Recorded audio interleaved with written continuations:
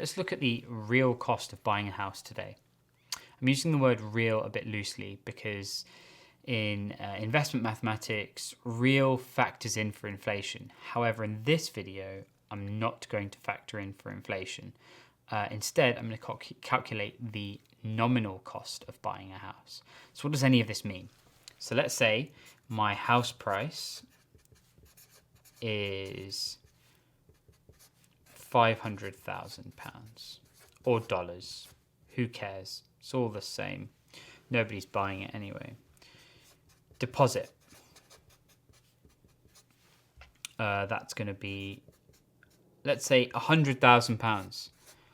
You've been a good boy and you've saved up. And let's say that means that the mortgage you're going to have to get is going to be £400,000.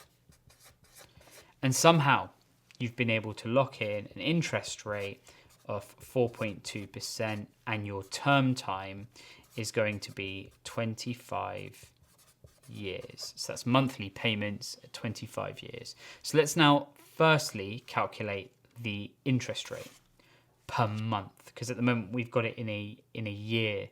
So that's going to be the monthly I would be this converted into a decimal, 0.042 divided by 12, which would be 0.35%. But this is being rounded. So it's actually 7 over 2,000. If you put things like this into like ChatGPT, they absolutely love taking fractions and putting it into decimals that are rounded, and it will produce a different answer. And when you look at the answer on a monthly basis, it really doesn't seem like a lot, but over a period of 25 years, it's going to be drastically different.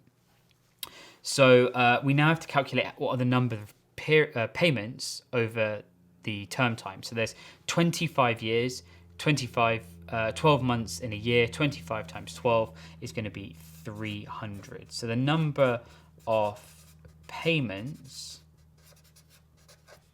is going to be 300, which is n. So let's first calculate the monthly payment cost.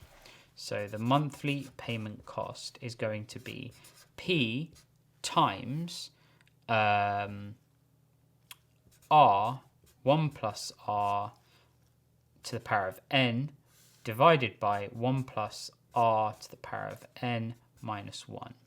So if we now plug this all in, P is going to be the mortgage. So this is going to be P. R is going to be this. And N is this. So we can now plug everything in. So you're going to get 400,000 times 7 over 2,000, 1 plus 7 over 2,000 to the power of 300, all divided by 1 plus 7 over 2,000 to the power of 300 minus 1. So that's going to be £2,155.77. So that's how much you're going to pay without overpaying per month, so that you can pay off a mortgage of £400,000 at 4.2% interest. But we're not done just yet. So let's now do 2155.77 and multiply that by 300, which is how many months we are going to, that the term's covering. So then that means you are going to get 646,730.78. So if we now subtract these from each other, so you're going to have this much is your total amount that you've paid. So you're going to have 646,730.78 minus 400,000, because that's how much you borrowed. You're going to have 246,730.78. That's how much just in interest, so cost against the house, that you have paid on a £500,000 home. So you've now got £100,000 that you've put in yourself that's stuck in bricks and mortar, and this is how much that you've paid in total back to the bank. So it means that you're actually going to have 746,730.78 stuck inside the house, which means that your house price has to be in and around that for you to break even. But the dirty reality is that you've now had 25 years of inflation as well.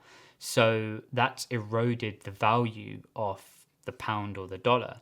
So even if you do get to the house value of 746,730.78, in real terms, not nominal terms, you haven't broken even on your property.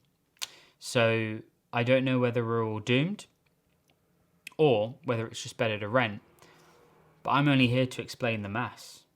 Good luck on buying a house.